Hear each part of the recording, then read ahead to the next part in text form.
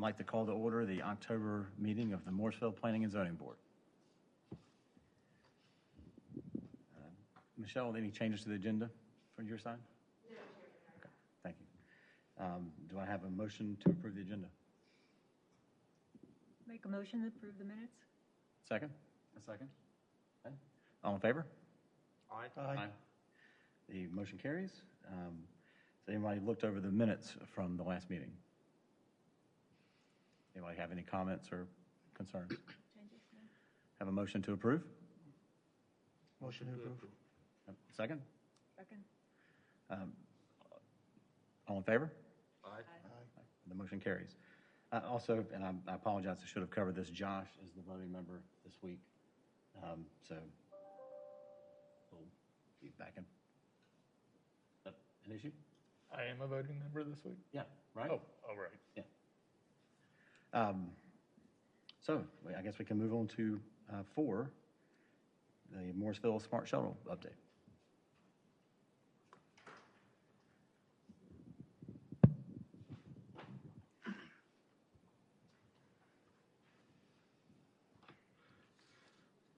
Thank you, Chair.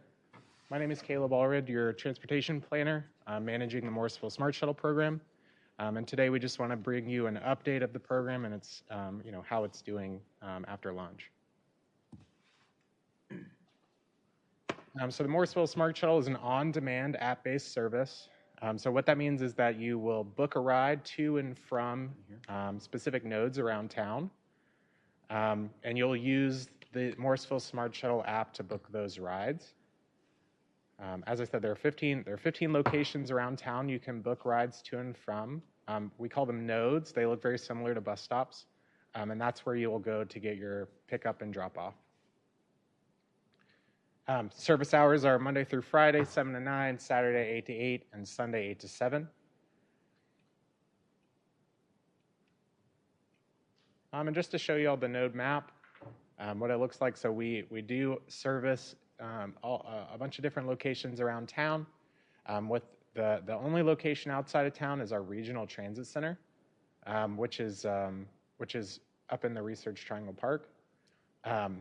This map is intended to represent our transfer points as well. We have several transfers with Go Cary and Go Triangle, which are our regional transfer location. If you want to take trips regionally, would be at the Regional Transit Center up in the RTP. So what to look for when you're out there? You booked your ride and you want to go out and you're going to look at catch the shuttle. Make sure you're looking for the sign that'll kind of show you where the node is and where you should be waiting. And of course, our Morrisville Smart Shuttle will pick you up there with branding that's unique to both of those signs, so you know it's the right shuttle that's picking you up. And with that, I'll take any questions. Start down with Chris. Anything? Questions? Sanjay? No. Just. It's been in operation, correct, for a week or two? Yes, sir, that's correct. What have the results been? So that's a great question. We actually are not quite prepared to share those results. We want to make sure that we compile them all together and share them to council first. But I will say that we started service October 2nd, and at least have one rider, because I was able to ride it myself several times. So. Okay. Who staffs the buses? Who's driving them? Are they from a company or? Yeah, that's a great question. And I apologize. I had a slide on here. I don't quite know where it went. So our partners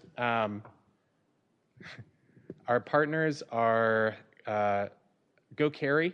So Go Cary is our partner who owns and operates the shuttles, as well as maintains them and any sort of maintenance of those shuttles. They also hire their drivers as well. Via Transportation is our technology company. They're the ones who kind of made the app and are managing the app. And then we have Campo, which is our regional agency, our regional MPO, and also Go Triangle, who are helping us with the collecting funds and data reporting and things like that regionally and federally. Thank you. I just have a question about age restriction. Is there any age restriction for the shuttle? Yeah, that's a great question. So we are maintaining Go Carries policy for age. So if you are 13 and older, you can ride the shuttle by yourself. If you are under 13, you have to be accompanied by someone who is at least 16 years or older. Right. Thanks. So I just had a question about like edge conditions. Like can you request a ride like at 8, let's say, or on one of the days when it's, or, right at the time? Like what happens if you request a ride towards the end of the day? Like you request a ride at 8:55. Right. Is that possible? That's a great question. My recollection is as long as you're booking a ride and the trip is expected to end prior to the service ending, so prior to 8, then you would be able to book that ride. With the idea being that, so Go Carry hires their drivers, and they need to be heading back to their maintenance facility so that they can end their shift on time. I did have one more question. Yes, sir. I noticed that most of these stops are on the main roads, right? The only stop that I saw which is not on the main road but inside subdivision is between Savannah and Ridgemont, right? And that's the only one which seems to have a shade and all of that. And I was wondering, that particular choice versus, I'm sure there will be lots of people within various communities that would want the right to come in as well. Right. So what was how was that decision arrived that particular stop should be inside 2 subdivisions versus everything else is on the main roads? Yeah, that's a great question. So I'll say, I think you're referring to our Ridgemont Savannah node. So we also have Providence Place, Kitts Creek, and Breckenridge. Sorry, I was forgetting the name. Breckenridge. All of those have nodes within their community. But to directly answer your question, some of y'all might be familiar. We had a public transit study in 2019 that was, we had a consultant come in and conduct that study. And they actually selected 20 nodes around town that would be beneficial for community members to use. So we're kicking off the program with 15, and we'll be evaluating future node locations as service comes aboard, as we get the data, and as we get community feedback too. So that's something I know it's not directly what you asked, but if y'all do have any feedback for us, like maybe a community that you are familiar with that you think that should have a node that we would get good usage, feel free to email us. Our email is smartshuttle@townofmorrisville.org, and give us your feedback. That way we can, we are constantly taking that feedback and helping evaluate future node locations as well. What about the shed on the bus stop itself? The only, basically sitting place with the, shed so that when the bus comes in, people are not just standing there for 15, 20 minutes. Oh, the awning? Yeah. Oh, that's a great question. So we have 2 awnings currently at nodes. So the Wake Tech node is an existing Go Triangle node or a bus stop. That has a shelter at it. So we're utilizing that one. And then we actually put one up at the Savannah Ridgemont node as well. So there are currently 2 shelters. And then some of the other ones have miscellaneous things like benches and trash and recycling receptacles. But those are the only 2 with shelters. So any plans to extend that to all of the bus stops? That's certainly something we can consider. Again, the feedback is very helpful. The way that we are compiling that is through the email. That way we can put it in our notes and make sure that it's there. But I'll certainly relay that to our team when we're evaluating those amenities. Okay, thank you. Yes, sir. Just a quick question. How are we evaluating the success of the endeavor? So we have 15 nodes now. Is there going to be a review at some point in the future to say we're trying to hit a certain target of ridership? And when does that take place, and how do we evaluate? Yeah, absolutely. So that's a good question. So Campo requires us to report metrics in order to receive funding from the MPO.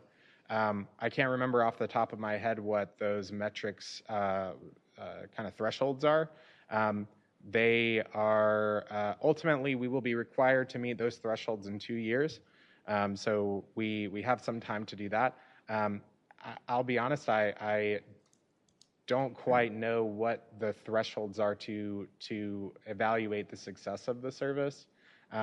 Again, we'll be taking into account, which nodes are the most successful, which nodes we need to maybe from feedback and the success of the nodes, which ones we need to add some closer to them, and also talking with GoCarry about, those shuttles are not small. How do we make turns, and what's the most best time savings in terms of trips, and where do we need to add nodes in that regard too? So there's a lot of different inputs, and we're luckily GoCarry is an excellent partner in helping us evaluate that data and adding nodes in the future. Okay. And then just a follow-up with everything that's happened with COVID.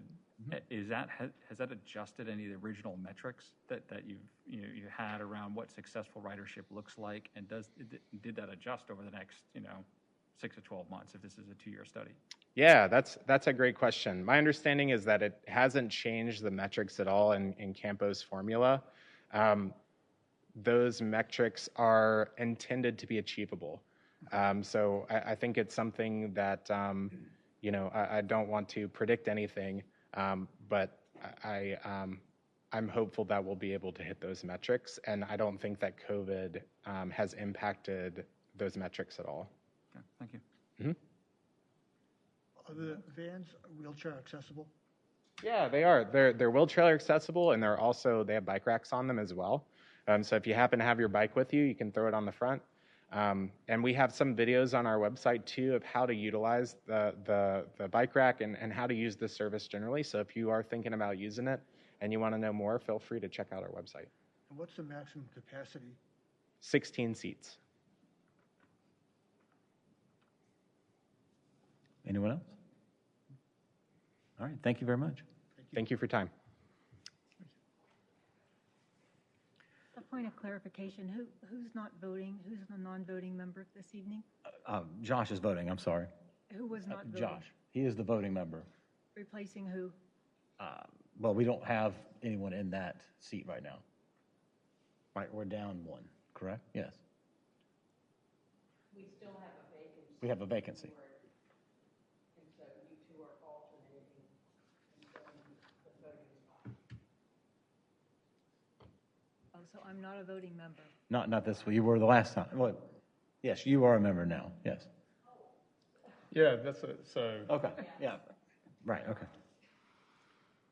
Sorry about that. So what was the clarification? So I'm on the board now, or I'm not Yes, on the board? you are on the board now. Yes.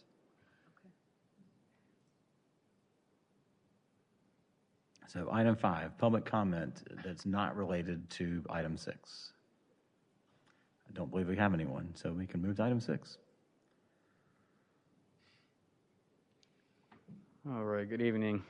Thank you. Let me bring this presentation up.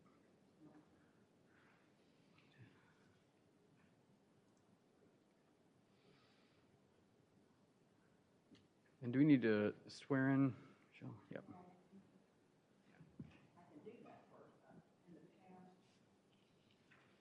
Maybe it would be cleaner, probably just do it all at once. Yeah. If you're present for the variance hearing, please stand and raise your right hand. We'll just do it as a group. Yeah. Do you swear or affirm to speak truthfully in the testimony you're about to provide to the Town of Morrisville Planning and Zoning Board regarding a variance request to Section 5.16.4 of the UDO to increase the permitted number of allowable signs from 1 to 2 at 803 Airport Boulevard? I do. Thank you. And before we go forward, maybe I should have Frank, our town attorney, can you just explain a little bit exactly how this is going to work? Thank you, Mr. Chair. For those of you who haven't met, I'm Frank Gray, town attorney. And Michelle and Elliot asked me to sit in with you tonight in case there's any questions for the legal corner. You may recall that the town council a few months ago, voted to combine the Board of Adjustment with the Planning and Zoning Board. And so tonight, you are sitting as the Board of Adjustment to hear a variance. So you take your TZB hat off and you put your Board of Adjustment hat on for this hearing. And what that means is this is a quasi-judicial hearing, which means it's sort of like court. And you saw the first indication of that with the swearing of the witnesses. So testimony is given to you under oath. The testimony that you do hear should be directed at the standards for a variance that Elliot will go over with you. You know, if you're at a rezoning hearing, people can come in and say whatever they want about the rezoning and whether you should vote for it or not. But in a variance hearing, the testimony should be directed to the standards for whether the variance should be granted or not. After all the evidence is in, then you decide whether the standards for a variance have been granted. And if you are convinced that they are, then you should vote to grant the variance. And I believe Elliot has given you a sample motion that you could use in that regard. It takes a 4/5 variance, 4/5 vote to grant a variance. So it's a little heavier standard. Is it my understanding that all 6 members are voting tonight? No, not Josh is not a voting member. I apologize, Chris. I Okay. didn't mean to discount you. I forgot. So whoever is the alternate is certainly welcome to participate in the hearing and in the deliberations. But when it comes time to raise your hand and vote, only the 5 voting members should vote. And it would take 4 affirmative votes to pass the variance. Does that make sense? Yes. Okay. So with that, I'll kick All it right, back to thank you. And this, whatever we decide is applicable just to this particular, I would say, case, right? You can't take whatever we decide today and extend it to all properties or whatever. Correct. This is a one-shot deal. Okay. Yes. Thank you. All right, thanks. All right, thank you, Frank. So, yeah, as Frank mentioned, I'll be presenting item 2021-403-0. This is a request for variance to Section 5.16.4 of the Morrisville UDO. That's to increase the allowable number of ground-mounted signs from a maximum of 1 to 2 for 801 Airport Boulevard. Apologies. Currently on the parcel, it's only allowed 1 ground-mounted sign, and there is an existing ground-mounted sign for Perimeter Park with an easement around it on the applicant's parcel. Just a little bit about the subject property, 801 Airport Boulevard, Wake County PIN 0756-16-5025. It's approximately 3.75 acres and currently zoned corridor commercial, and it is vacant. As I mentioned, the applicant C4 Investments LLC is making the variance request for the additional ground-mounted sign to accommodate the proposed use of a convenience center and gas station on the corner there. The site plan for the convenience center was approved by staff on July 19th. As you can see here, this is the existing ground sign for Perimeter Park, and the applicant has noted their proposed location for their sign a little to the north of the existing sign. That existing sign here in photos, you can see a little bit up closer here. So their sign would be a little back here as well. And that is maintained by the Perimeter Park Property Owners Association.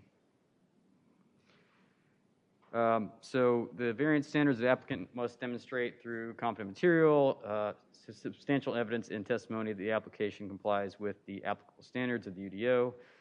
Those standards are the 4 in front of you. Unnecessary hardship would result from the strict application of the regulation. The hardship results from conditions that are peculiar to the property, such as location, size, or topography. The hardship did not result from actions taken by the applicant or the property owner, and the requested variance is consistent with the spirit, purpose, and intent of the regulation, such that public safety is secured and substantial justice is achieved. Staff recommends approval of the requested variance with the following condition offered from the applicant. If the existing freestanding sign and associated easement is permanently removed by the Property Owners Association, the parcel will be limited to a maximum of one ground sign. That condition in no way limits the rights of the Property Owners Association to replace the existing freestanding sign. So essentially, if they remove that existing perimeter park sign permanently remove the easement around it as well, then the parcel will revert back to one maximum ground-mounted sign. So essentially, the owner would not then be allowed to have an additional sign on their property. The board may also wish to consider additional conditions. I allowed space, if you wish, on the motion scripts provided, but some examples: limiting the height of the sign to reduce overall bulk and mass of signage on the site. Also landscaping around the base of the sign to soften the sign visually. So as Frank went over a little bit, the PZB would then decide this evening whether to approve as submitted with that condition, approve with additional conditions, or to deny the application. And I think that's it for me, and I can answer any more procedural questions if you have them. Otherwise, I'll turn it over to the applicant for their presentation. Anyone? Go ahead. All right. You applicant can go ahead.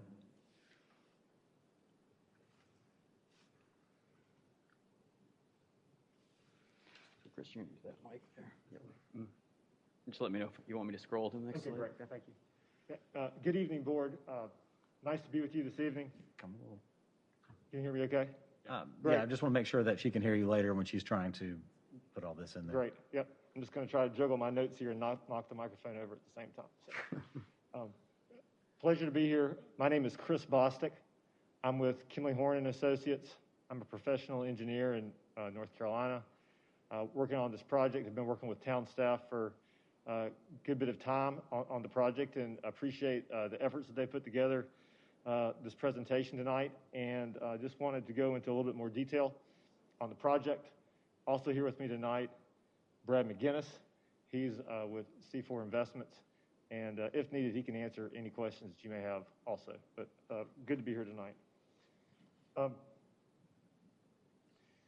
So the first thing that I'd like to speak to tonight is, and bear with me one second. First thing that I'd like to speak to tonight are the four findings of fact, and maybe Elliot, if you can go back to that slide that has the four findings on it, and I can address those a little bit more as we go through it. Thank you. So, putting it very concisely, we do believe that this is an unnecessary hardship related to the strict application of the ordinance. As Elliot mentioned, the ordinance allows for one ground sign on the site today, and the fact of the matter is that there's already a ground sign on the property today, which the ownership has no control over whatsoever. So a very peculiar situation. The zoning of the lot, as Elliot mentioned, is a commercial corridor, which allows for a commercial business, and just by nature, a commercial business needs signage to ensure for a successful business. So we do believe that having a freestanding sign, or not having a freestanding sign, would be an unnecessary hardship for the proposed use on the property. So specifically related to the four findings, let me just go through a couple of things here. Number one, unnecessary hardship would result from the strict application of the regulation. So again, I'll note too that the current signage that's on the property today is not related to the use that is proposed on the site. The proposed use on the site is commercial use. The signage that is on the site today is not a commercial sign. So again, that's resulting in a necessary hardship. Item number two, the hardship results from conditions that are peculiar to the property. And I'll focus in on the word peculiar here. It's not often that you find a sign on someone's property that doesn't belong to that person. So I would say that this is definitely a peculiar situation where that is occurring. Item C, the hardship did not result from actions taken by the applicant or the property owner. So that sign's been there for almost 20 years at this point in time, which predates the current ownership of the property. And then lastly, the variance is consistent with the spirit, purpose, and intent of the regulation such that public safety is secured, substantial justice is achieved. And again, I think it's pretty clear that putting in a sign on the property, when you put a sign up, typically the only thing from a safety standpoint that you might be worried about is whether it impedes a line of sight from a traffic standpoint. And where we're proposing to put the sign is well off the road, a good ways away from the intersection, so we don't anticipate there being any issues with impeding the public safety. So, Elliot, if you want to go to the 3 slides that I had here too, just to maybe reinforce this a little bit more. Quick aerial of the site. The site today is very, very heavily wooded. I'm sure you're familiar with the location at the intersection. And then we'll scroll down to the next slide, Elliot. So this is just a picture of the landscaping plan that's been approved as part of the town review process. So there are several trees along Perimeter Park that are remaining. And then in addition to that, as you can see, there's a large amount of landscaping that's required for the ordinance to screen the site. So again, from a visibility standpoint, having a sign here is very important for this commercial business. And then Elliot, if you want to go to the next slide. Thanks. And I can just take a real broad brushstroke on this too. This is a topographic map of the current property. So it indicates the elevation of the property. And what this is really showing is that the general elevation of the site falls away from Airport Boulevard today, and also falls away from Perimeter Park. All those lines represent decreasing grade lines as you go away. So it sits in a bit of a hole. So all the more reason to have some signage to identify their location here. So in summary, we do feel like that we've met the 4 findings here, and I'm available to answer any questions that you have. Thank you. Thank you. So I guess first, does anyone have any questions? All right, Chris. I do. I have 2 questions. I apologize, I don't understand the topography that you have here. So could you clarify the advertising you have on the building itself and the awning, and is that going to be visible from the street? So I know you mentioned the tree line, so typically when you see a convenience store and a gas station, it's very visible. So Sure. I'm looking for what incremental amount of visibility does this sign add to the property? Sure. Ella, if you want to go back to the 1 slide up, please. Might be the best one to talk to. So there is signage that is proposed, and I'll also caveat too. You make a good point. This discussion is about having an additional sign per the ordinance. The other thing that has to occur for the signage to be installed is that we'll have to get a sign permit from the town. And so, there are regulations in the ordinance today that we're going to have to follow related to that too.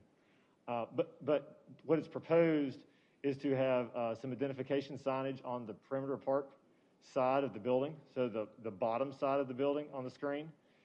As you can see, there's at least 4 trees that are proposed there, and that building sits about 4 feet lower than Perimeter Park. So it's going to be down. I mean, it's not going to be way down, but it's going to be down in a bit of a hole compared to the street intersection. And with the maturing of the landscaping, it will be pretty hard to see. And Elliot, you had the street view on one of your earlier slides too, if I'm not mistaken. Maybe we can go to that one. The other thing that's interesting to note, maybe you can zoom in on one of those photos a little bit too, Elliot? Yeah. So there's actually landscaping that's associated with the Perimeter Park sign today. So you can see some of the ornamental evergreens that are immediately behind the base of the sign. Those will also remain. So again, long story short, there's not going to be a whole lot of visibility for that signage on the street, at least as time progresses. The trees that are there, just to clarify, so the evergreens, so the 4 trees that are directly behind the Perimeter Park sign, those stay. The other foliage is being removed? That's right. The foliage behind it would be removed. That's right. Yep. And then the awnings will rise above those, correct? I honestly don't know for sure if they'll be that high or not. It's a 1-story building, so it's probably 14, 15 feet tall. And as you're looking at it from this angle, directly from the intersection, I'm not so sure you'll see it. Maybe as you go down Perimeter Park and look to the right, you might be able to see it from that sight line. Okay. Thank you. Sure. Am I correct there? It looked like there's about 20 feet of fall from, I mean, I just was briefly looking at the blurry numbers, but it seemed like about 20 feet. It's a lot. Yes, sir. Sanjay? So the property that you're talking about, is it part of Perimeter Park or is it not? It is not part of Perimeter Park. Okay. So was there a reason why Perimeter Park put their sign on that side?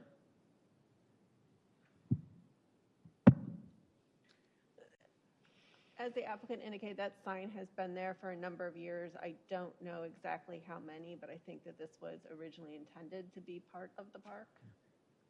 But that easement is on the property, giving Perimeter Park rights to it.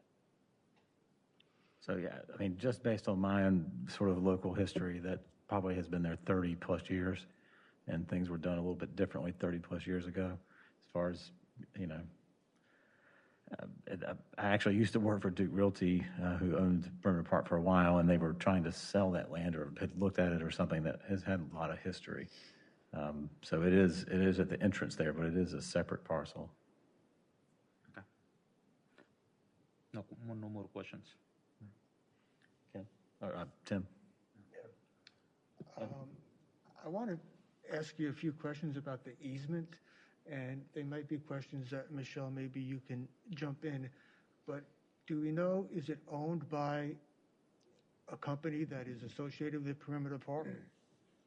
It is. I can answer that question. It is. That's right. That's right. There's a property owners association of various properties in Perimeter Park, and they have the rights to that. Okay, and that's a permanent easement, I assume? That's correct. Okay. Can you show us on any of these slides? I know they're kind of aerials, and there's a lot of trees in there, but approximately where you propose to put your sign? Yes. So you can zoom in on that a little bit, Elliot. So the small red square that's behind the red rectangle, that's the proposed location of the sign.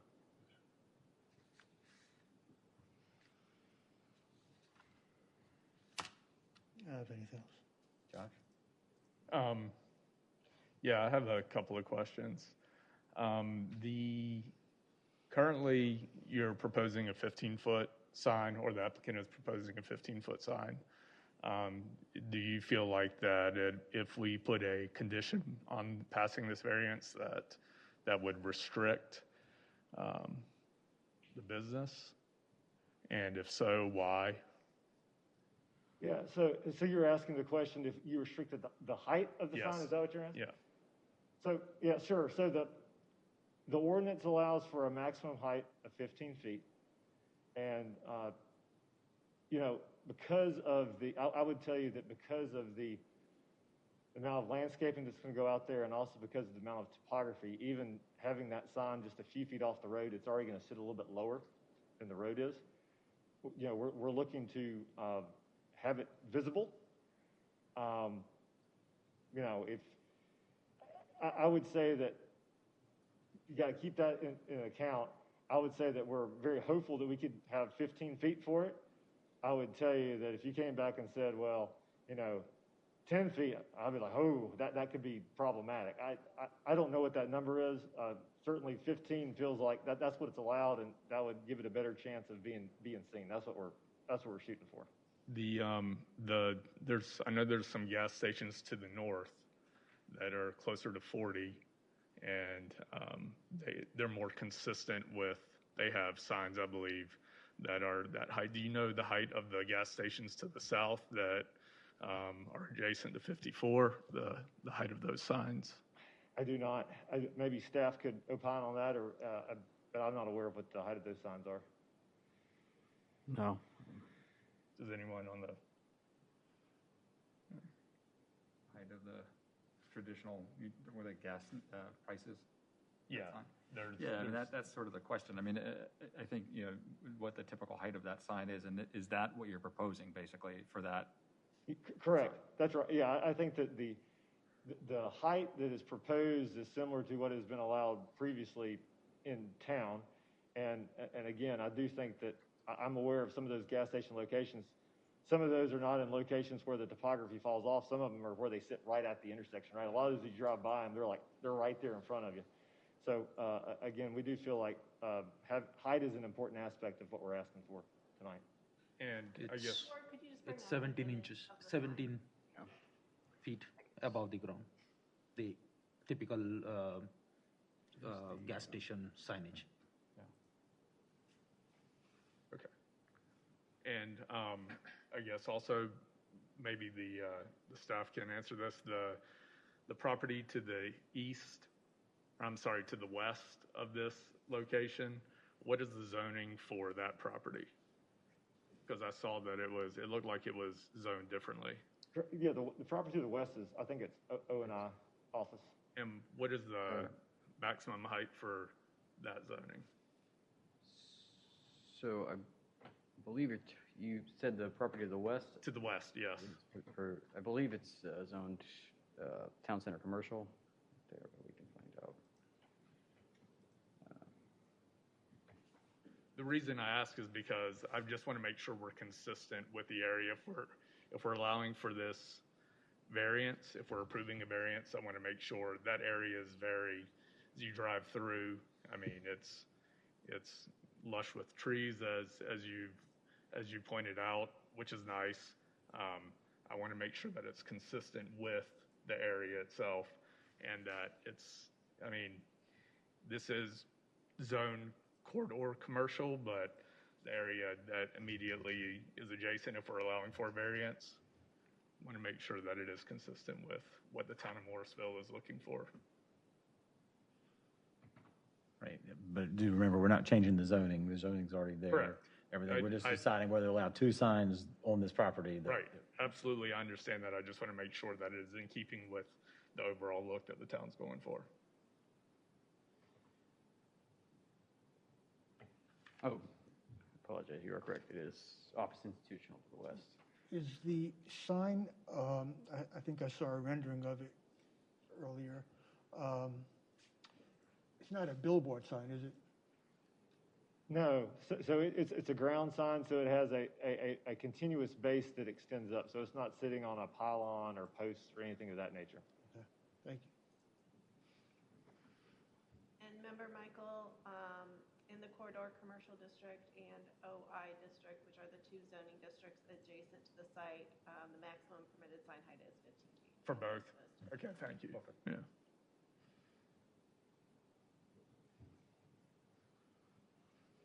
Any other questions? That's it. Anybody have any thoughts about any restrictions or additional restrictions, or are people okay with what we have? I don't have any more questions. I'm You have prepared to questions? make a motion if you'd like. Yeah, if someone would like to make a motion, I'll entertain it. Okay. I hereby move to approve Resolution 2021-403-0 of the Morrisville Planning and Zoning Board approving a variance to Section 5.16.4 of the Morrisville Unified Development Ordinance to increase the permitted number of allowable ground-mounted signs from a maximum of 1 to 2 to accommodate the future development of a convenience center at 801 Airport Boulevard, Wake County, PIN 0756-16-5025, quasi 21-0002, based on the findings provided in the application packet and the additional evidence and testimony presented by the applicant at the meeting, subject to the following conditions.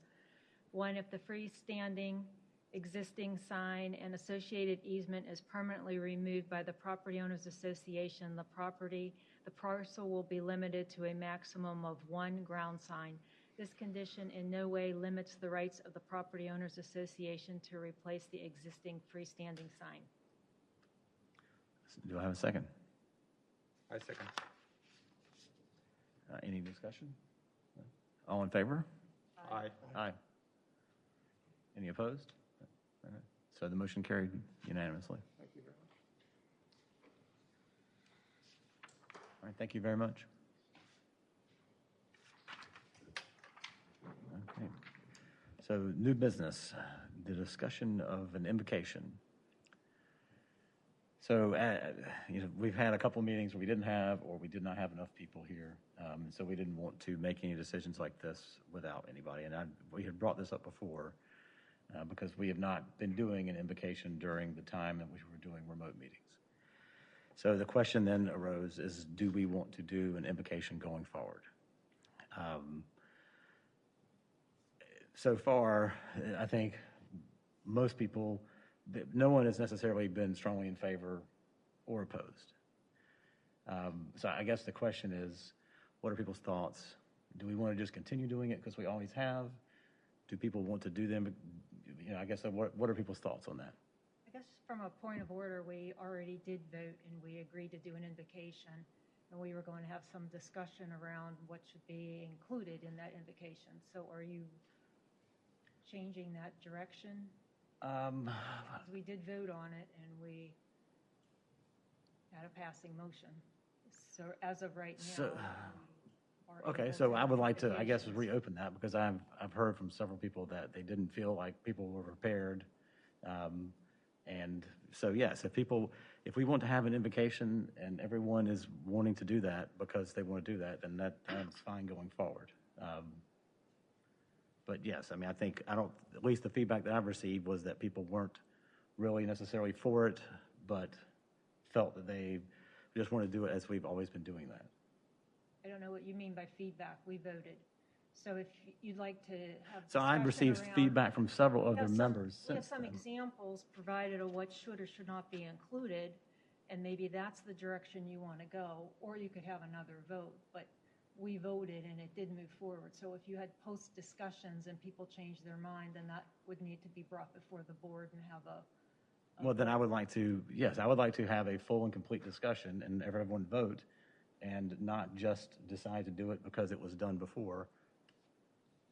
So maybe add a little bit. So when I think of this, when I first joined the board and it was done, it was an interesting thing that was done. I was kind of surprised that it was there, but I found it to be useful. And it was interesting because it was something that, had it not been done before, I probably wouldn't have missed and probably wouldn't have asked for.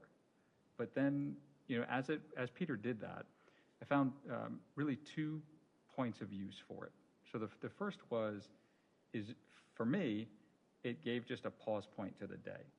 So not necessarily, I think there was some discussions that we had around whether it could be or needs to be a religious thing or it's a secular thing. And I think there's 2 avenues to do that, and you can welcome both.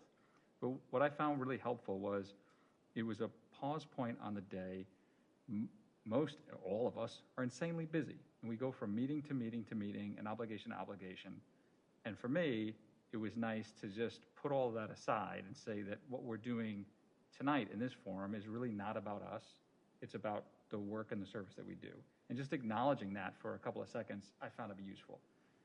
The second thing that I found to be useful is sort of the signal to, I don't know how many people listen in, but to the community, similar message that things get very hot and on social media and Twitter and all these other things, but as a pause point to say, again, we're here in service without real benefit or anything, and it's acknowledgement of that.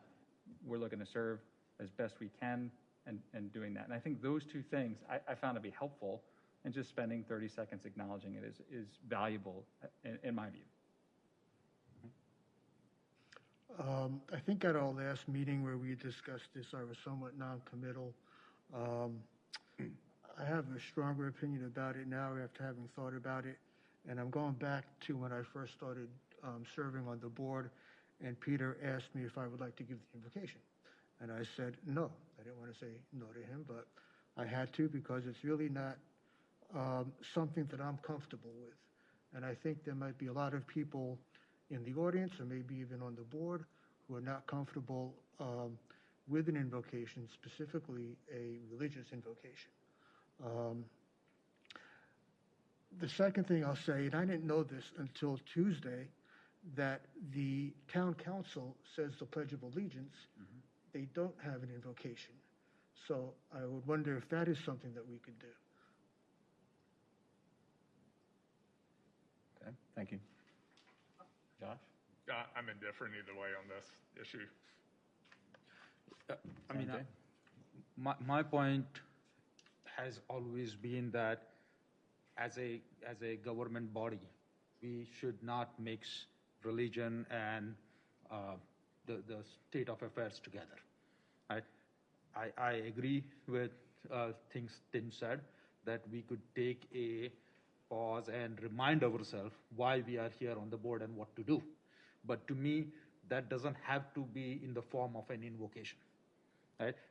So because regardless of how you look at it, the invocation is a construct rooted in religious beliefs. Right?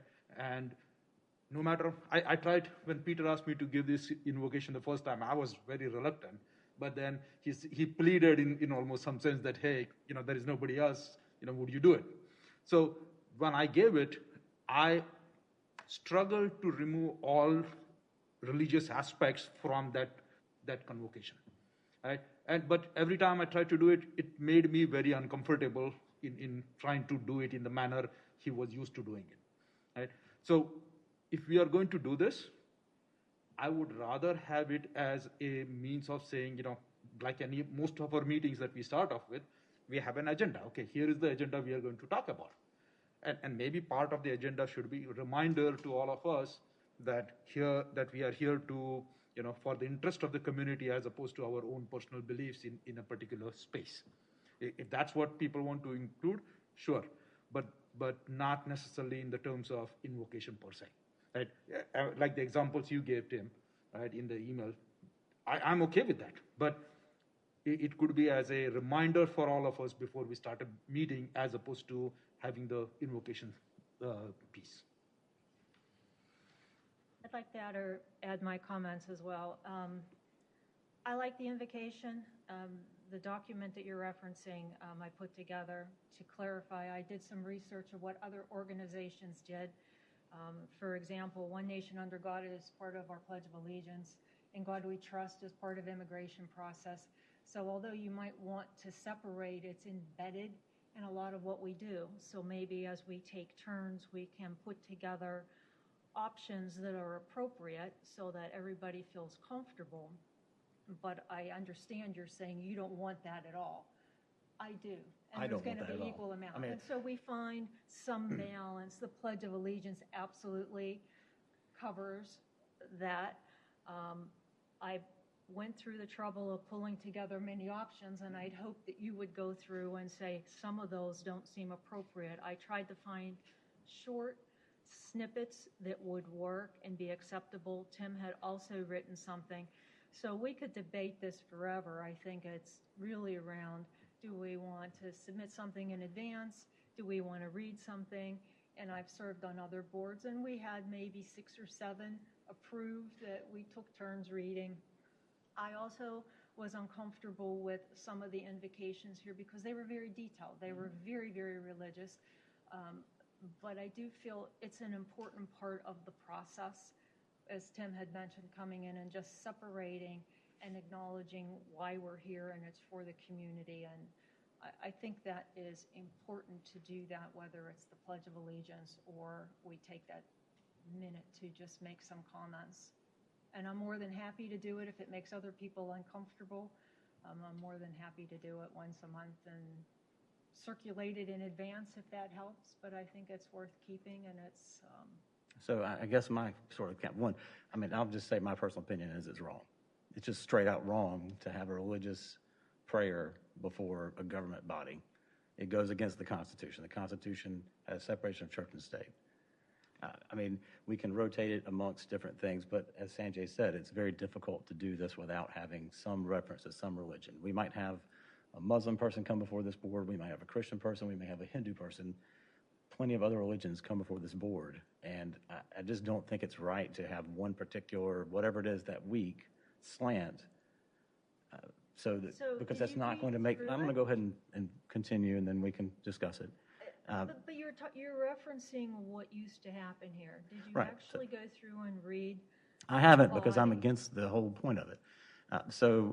Again, I'm just not comfortable continue with that. And I know you mentioned that you miss it, but no one mentioned they missed it. We didn't have one single invocation the entire time we were meeting over Zoom. No one said anything. We had meetings here after that time, did not have an invocation, and no one said anything. So I have a hard time understanding that it is something very important to people because it was not brought up that we were not doing it. But we didn't bring it up. You and Sanjay brought it up for a vote. Well, You brought it to the floor and you said, I want to vote on this. And we voted Michelle and it I had passed, talked about and this so because now you want we- to backstep okay, on Chris, it and say, I still don't want to do it. I would like to continue. So I understand again, that. I understand you don't want to do it, but you brought it to us and said, let's vote on it, and we voted on it. And so I think the happy solution is write Okay. something that you feel comfortable with. Welcome friends. Today, I'm glad everybody showed up today. We're going to have a great meeting. Thank you. Who wants to start? Again, So I'm going to continue and say that if it was important, it would have been brought up. No one had missed the fact that we were not doing it. We could have continued not doing the invocation.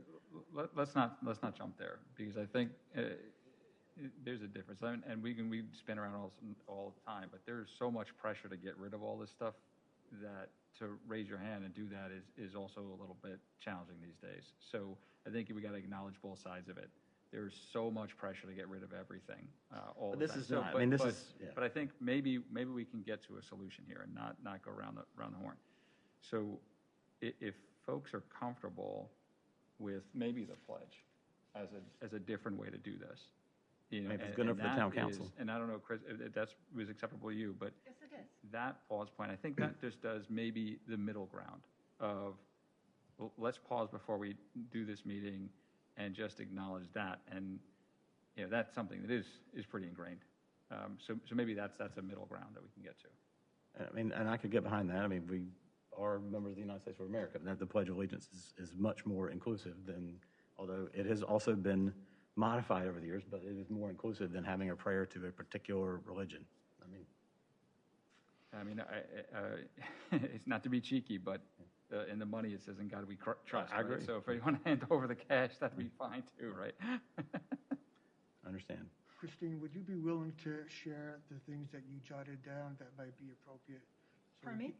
Would you be willing to share what you wrote down as, you know, items that might be appropriate? It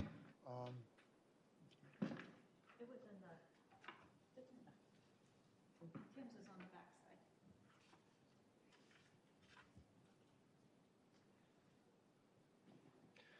So I took it very seriously when we left, and I spent a lot of time online, and I looked very long, very passionate, and I thought, well, maybe we could just very brief and pull together a few sentences and do it like a multiple choice. And you know, normally there was an intro, a body, and a close. If somebody just likes the body of it, or there's some portion that they like.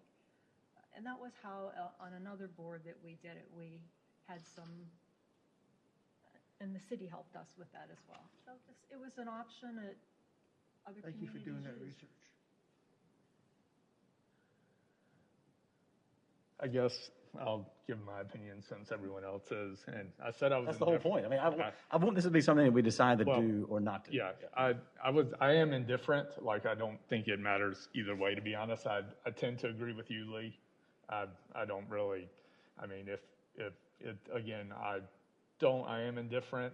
It doesn't change anything, but I do agree with what you're saying, Lee. I mean, I honestly think as the Planning and Zoning Board, we should have this spirited conversation about the last issue, the variance, versus what is happening right now. Yeah. So I wish there was more deliberation about that last thing than what's currently occurring. That's fair.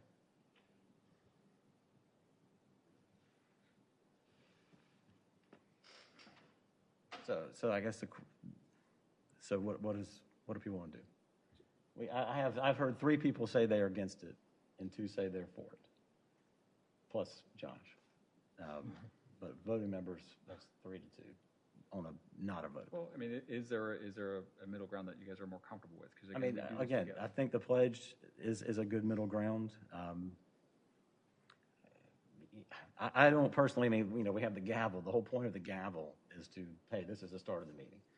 I don't know that we need to, have thoughtful contemplation before we start the meeting, but maybe we do. I mean, everyone is different, and I want to try to, here, part of wanting me to do this is because I want to be more inclusive to people. I don't want to be not including people.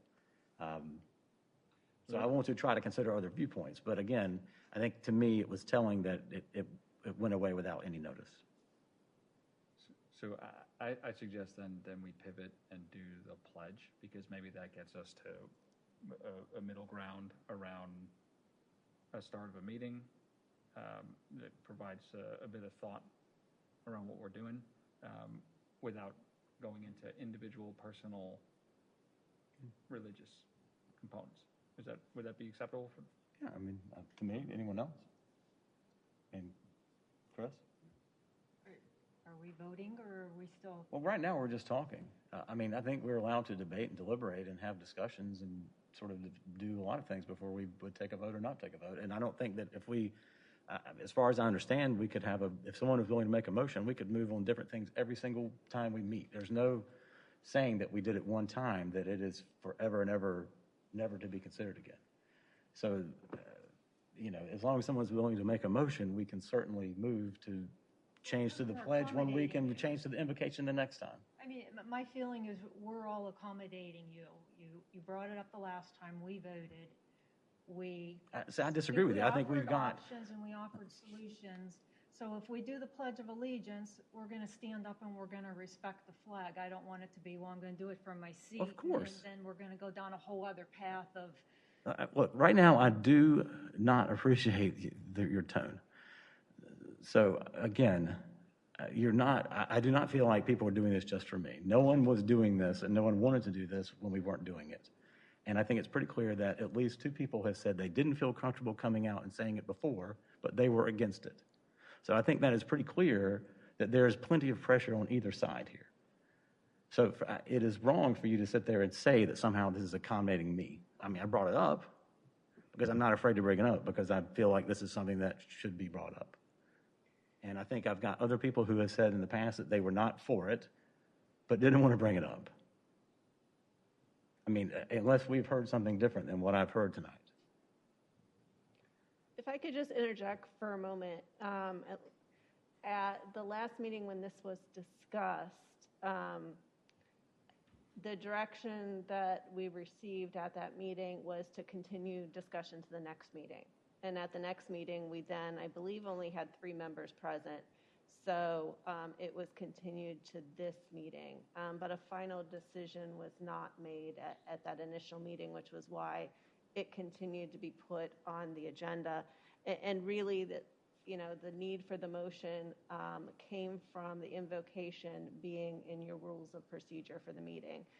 So if you want to amend those rules of procedure, that is absolutely at the Planning and Zoning Board's discretion, but it will require a vote to do that.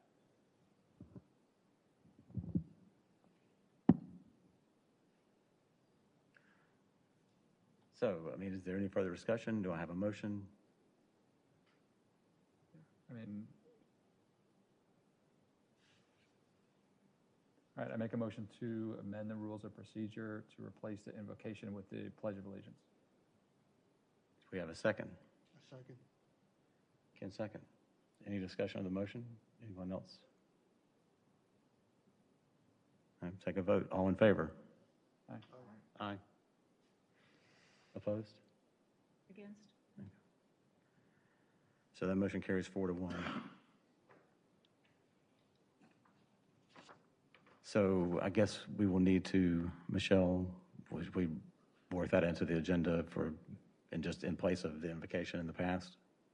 Yes, we'll go ahead and update the rules of procedure, get all of you updated copies, and we'll start replacing that. Is that usually done, I guess, right after the gavel in? Is that when that would be done? I'm trying to remember when the board does it. Without pulling up, I believe it's right after the call to order, Okay. but I would have to double check.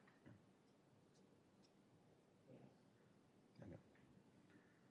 And I appreciate everyone's, I mean, and the discussion is good. I think it's a good discussion to have. But again, I just want something to be thoughtful. If it's thoughtful and everyone wants to do it, that has more meaning than something that was just done So we can try this, and if we decide that we don't like this, let's discuss it again, and we can see what we want to do from there. So I guess now we have the planning newsletter. And Marty, could you bring that up?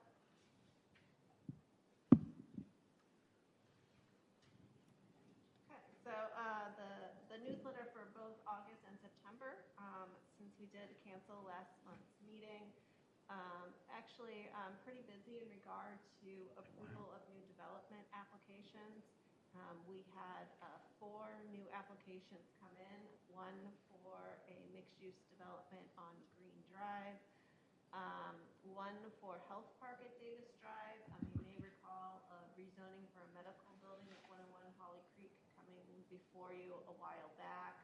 That is now the site plan that goes along with that rezoning that was previously approved. And then recently there were a couple of different rezonings approved up on Slater Road. If you recall, one of them was a piece of property that actually was divided by Slater, so an office was proposed on the north side, some multifamily on the south, with 2 different zoning districts there. Both of those site plans have come in, both for the multifamily and the office, and then down the street as well, another rezoning approved, OI rezoning for another office building, and that is now in review as well. We did approve one site plan and construction plan application for Morrisville Square, an office building to be located in the back of the shopping center, not too far from here. So it is tucked away back behind one of those buildings in the back of the property, but that was recently approved as well. In terms of other news, Town Council did approve the UDO amendments that were before you related to parking standards and tree holes and a couple of other things. And we've had some additional staffing changes at the department. I think all of you know Long Range Planning Manager Ben Howe left a little bit over a month ago. He got a planning director job with the town of Clayton, so we wish him well. That's something that he's been wanting for some time. And we brought 2 new people on board, Danielle Kettridge, who is our new senior planner, and Brittany Johnson, who is a new planner. That is it, Chairman. Thank you. Do we have any other comments? Chris? I'd just like to say you made a comment to me. You didn't like my tone, and I found that extremely degraded. I'm an engineer. I have an MBA, and it's really insulting at a board meeting to say you don't like my tone. That's very sexist. And I apologize for that, but you and I should probably talk offline, but I will publicly apologize for saying that. However, I do believe that there was a little bit of crosstalk there, and we should have handled that differently. So, my apologies. Thank you. Sanjay? I had a question. Lost my train of thought.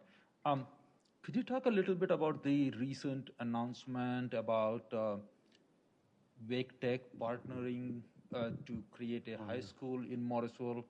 There was a news article. Do you guys have any idea about what that one is about? And is there something we can influence to? Because the article says it's a charter school, which essentially means, there will be some kind of lottery system. But is there something that, the town can influence to accommodate the town of Morrisville children to be part of that? Do you have any ideas about that? So the agreement between Wake Tech and the school district for the school that you're talking about, I believe that was approved by the school board maybe October 15th. It was very recently. It's an early college cooperative program where high school students can take classes at Wake Tech and begin receiving college credit for that. So not exactly a charter school, but definitely more specialized. I think they're capping at about, starting at 75 students for cap, and then eventually we'll work up to 100. But yes, definitely good news for Morrisville. Yeah, I mean, I keep saying this, that, and I've read through a lot of social media, people talk about we are doing a bad job of not planning for schools and others. And I don't know how, as a town, as a planning organization, we can communicate to the community the limitations we all have in terms of planning for a school imposed by the state legislation. I don't think that message gets across quite well. And as a result, there is a lot of frustration within the community, right? And maybe if there are ideas on how to bring that transparency and awareness to the community, will be really helpful as we move forward with things like the new planning, new apartment complex, or for that matter, any zoning that might come along. It would not generate so much of aggravation within the community. We are always thinking about, ways to better communicate, particularly on sensitive issues like schools, so we will keep that. Thank you. No comment. Ken? Okay. And again, Chris, and I did not mean anything. I apologize. So again, I will. Yeah. Same way. All right. Thank you. Meeting is adjourned. Oh, wait, no, sorry. Do I have a motion to adjourn the meeting? I make a motion to adjourn the meeting. Thanks. Second. All in favor? Aye. Aye.